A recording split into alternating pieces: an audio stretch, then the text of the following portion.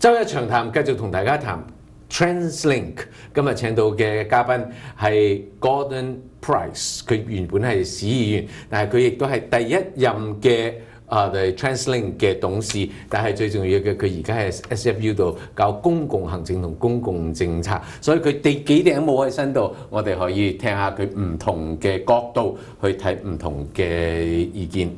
Thank you, Gordon. You're still here. Yeah. I didn't scare you away. So in the first half, you've mentioned that making the decision, and then the regional and the politicians are working quite well. But it seems that to most people, those who get all the information from the media, the impression is it's less than a really planning transportation plan, but more like the political power. They're fighting over each other. I can use the Broadway line, which is totally congested and overflow, but Evergreen got the budget, got the money. Can you give us your take on this story? Because I know you were involved a lot in that. Yeah. Yeah. The first priority, what should you spend your first dollar on? It always comes down to that, isn't it? There's a limited number of resources. What do you spend it on first? The Northeast sector has felt that they should have had an Evergreen line long before even the Canada line. And so, in time, they got it. And it would certainly have preceded Broadway. The real issue is, should Surrey precede Broadway, or should they both go together? How much money do we have? Are we in fact prepared to fund either of them?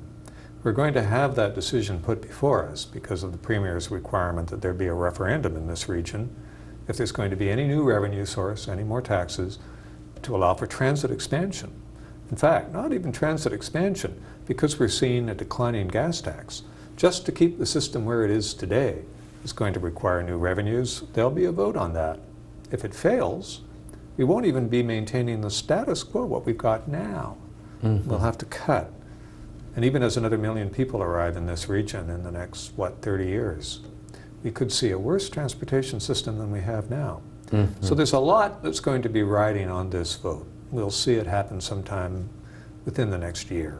Within the next year, there will be a referendum. Yes, possibly at the next civic election. What's the focus? What's the questions of that referendum? Well, we don't know yet. It still is up to the province to decide on what the question will be, or but it's related to Broadway. It'll be one of the items, I would think. I haven't heard specifically what's in the package. We'll know in about a week.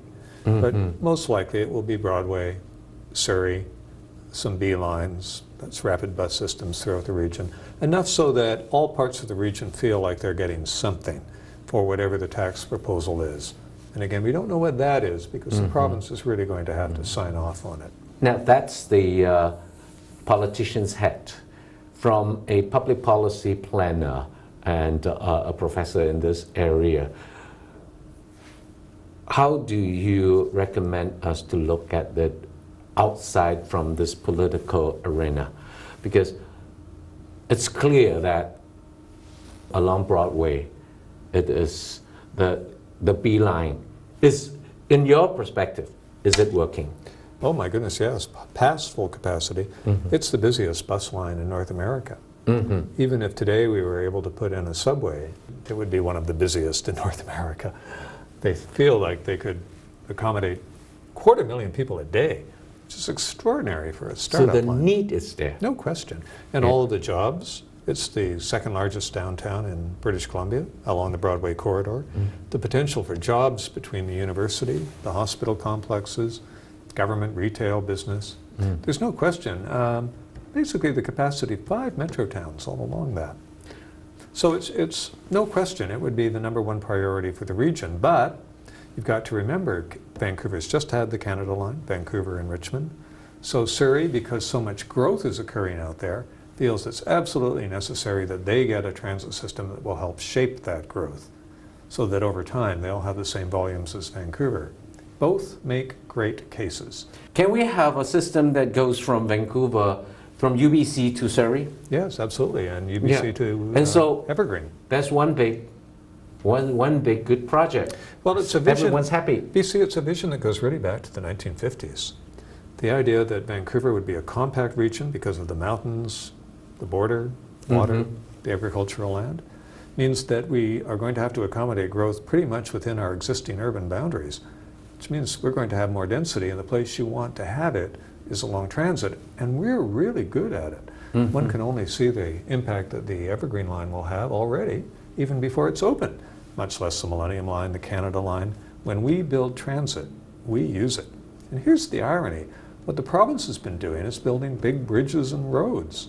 And as we see with the Port Mann, that bridge, the widest in the world, is getting less traffic than the original bridge did. It's the impact of a toll. Because, yeah. The Premier has just proposed, or in fact given the go-ahead, to a Massey crossing of some kind, a bridge most likely. It's going to be as expensive as probably the Broadway subway.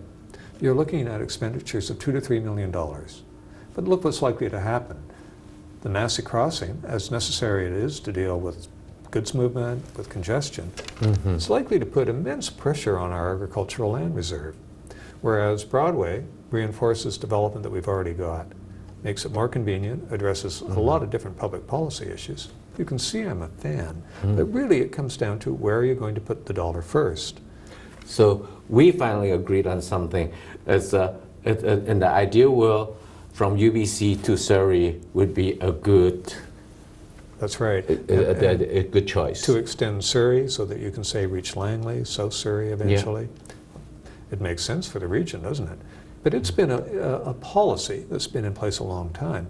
It comes down to what you're prepared to spend, how fast, the choice of technology, of course. Senior government has to be there as well, and they have been. Choice of technology.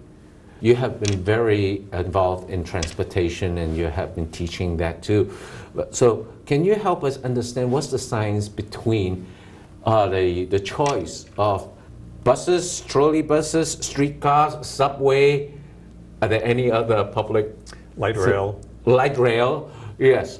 Oh, Can yes. you tell us what's the science behind that, so that at the end of the day we can look at what the decisions, whether they are right or wrong? Or you can get into a very detailed debate around whether, say, light rail or heavy rail or anything in between. But here's the thing, how many choices can I give you? How many options can I give you so that when you have to get somewhere, depending on your needs, you can make a choice? And it's more than just, say, between SkyTrain or light rail. Car, a necessary part of the transportation system, or increasingly car share. Can you buy a car trip without having to own a car? Cycling and walking. Walking may be the most important of all because it's what joins all the others. But it all comes down to the choices, BC. And too often we get distracted by the technology or have debates over only one piece, recognizing that unless you've got all the others, you're not going to have a working transportation system. We don't talk about buses a lot, do we?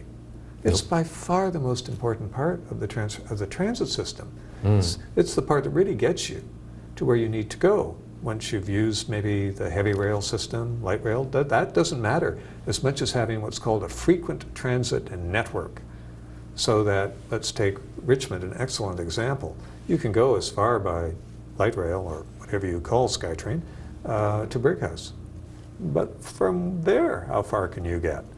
What you want is a frequent transit bus service that gets you to all parts of your municipality. Yeah, the C buses. I found that very, very effective because they are small buses. And I remember many years ago, a lot of people were introducing that because Hong Kong has those, they call the minibus, the minibus. Those buses actually can go in Hong Kong, go all around all the little lanes and streets. There you go. And so that is also one choice. Yes, and you have to layer it. So, and with one card, that gives you access to all of it seamlessly. That's what's happening in Hong Kong, in Taipei. Yeah. You can pay your electric bill with the card. Isn't it interesting? With the same card. Oh, the Asian cities are so far ahead, aren't they? Yes. Absolutely. Yeah, I remember that I have suggested that our engineers in Lower Mainland, because we're ready for a lot of population growth, Yes. they should go and to do research there. Absolutely, we do. There's no question of that. Just having come back from has been through a Hong Kong International Airport. It's embarrassing when you come to some North American airports, isn't it? It's a pretty significant gap now. So there's no doubt. Many people argue that if you're really looking for how to build a sustainable city, both in how you build it and design it and the technology you need for it, we'll be looking to Asia more and more. Yes, and I hope you as a professor will go directly and promote that, and also with your political connection. Isn't that Vancouver's amazing opportunity? Yes. Yes. It's a challenge, but that's an opportunity. We have these direct links. We have an increasing population that understands it, can speak literally the language, but also is going back and forth because of personal contacts, business contacts, cultural contacts. We'd be crazy not to take advantage of that. That is a very important point, and I'm glad that you mentioned it, because they came from Asia, they came from all these very, very advanced infrastructure, Yes. so they have personal experience to criticize what's going on here. That's right. So everybody has a right to do that. Yeah, you and need to learn, do. and they do, and they are actually speaking Yes. clearly. But remember one key thing here. In terms of a design for a transit agency, and by and large for the delivery, we're pretty good. Not perfect, and it's true for every transit system, including Hong Kong, which may be one of the world's best. It's always a love-hate relationship. You're always criticizing it because you have such high expectations and are so dependent upon it. So I understand that, but the danger is that if people say, well, the organization is dysfunctional, it's not. If the organization has to be completely restructured, it doesn't. If the organization already has enough money, no. When you're talking about building infrastructure on the scale of billions of dollars, these are the kind of investments you're making for the future of the entire urban region.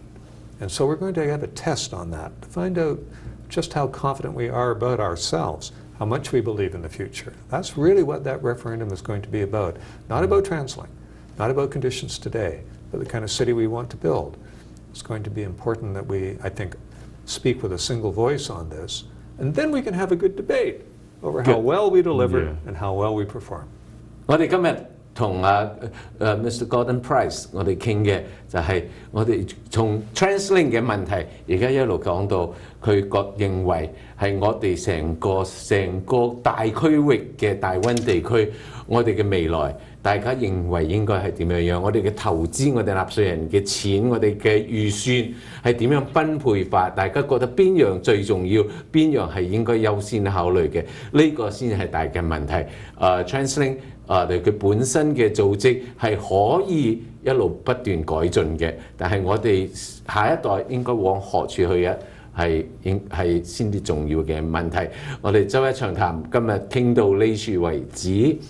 我係黎伯佳 BCD， 下個禮拜再見。Thank you。